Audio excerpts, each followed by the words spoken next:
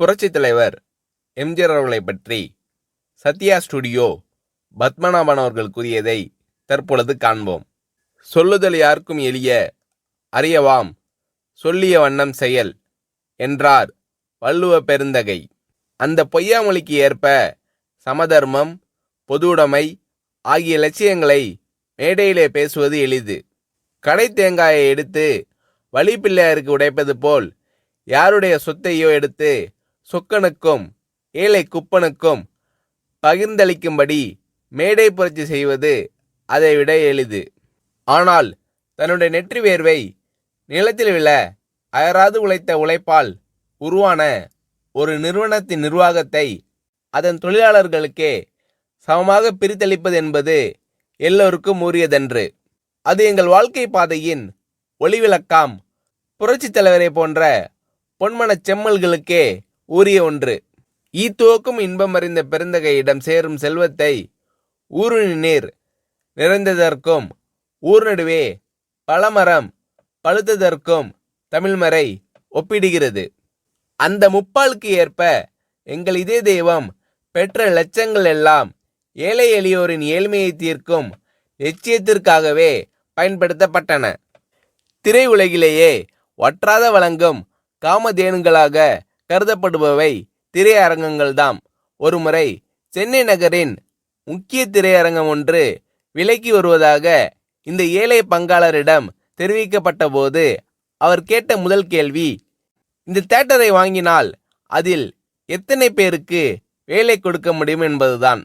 பொதுவாக ஒரு நிறுவனத்தை வாங்கும்போது லாபம் வரும் என்றுதான் எல்லோரும் கேட்பார்கள்.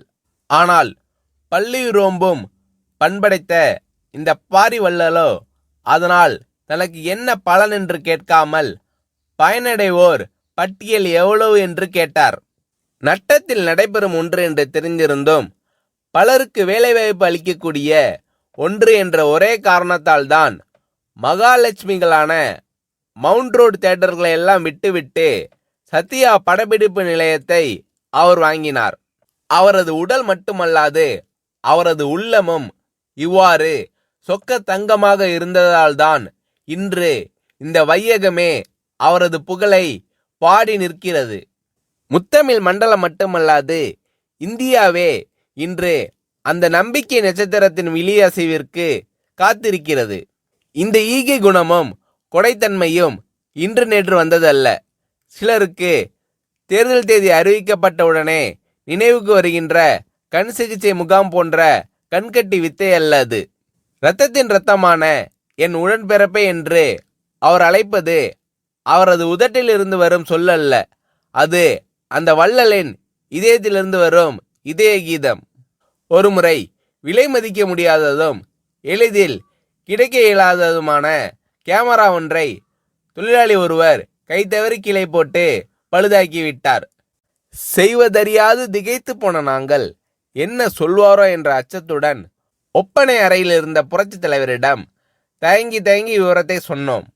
ஆனால் அந்த தனிப்பிறவியோ பல லட்சம் விலை மதிப்புடைய கேமரா பழுதடைந்து விட்டதே என்று பதறவில்லை, உடைத்தவர் மீது சீரவில்லை.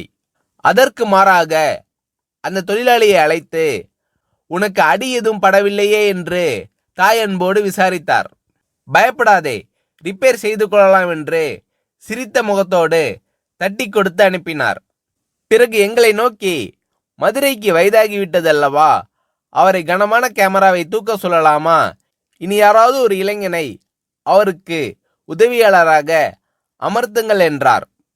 அச்சத்தோடு அந்த அறைக்குள் நுழைந்த நாங்கள் அச்சடித்த பதுமைகளாக அதிசயத்து நின்றோம். இப்படிப்பட்ட இதய கீதங்களை 27 ஆண்டுகளுக்கு மேலாக அருகில் இருந்து சுவைக்கும் பெரும்பேறு பெற்ற சிலரில் நானும் ஒருவன்.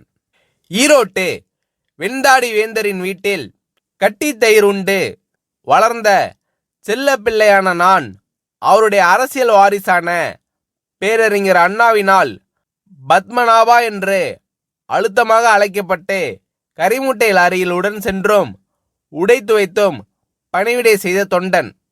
இன்று அந்த இங்கர்சாலின் இதே கனியான புரட்சி தலைவரின் ராஜசபையில் நானும் ஒரு அங்கம் என்று எண்ணும்போது என் தோள்கள் அந்த தேவனின் புகழை எண்ணி எண்ணி பூரிக்கின்றன. இதழ்கள் என் தலைவனின் புகழ் பாடி பாடி துடிக்கின்றன. இமைகள் அந்த சான்றோனின் தரிசனம் கண்டு கண்டு கழிக்கின்றன. ஏனெனில் என் தலைவனின் அத்தாணி மண்டபத்திலே நித்தில குவியல்களுக்கு மதிப்பில்லை. என்றும் நிலைத்து நிற்கும் நீதிக்குதான் மதிப்பு. ஊரை அடித்து உலையில் போடும் உளுத்தர்களுக்கு அங்கு இடமில்லை.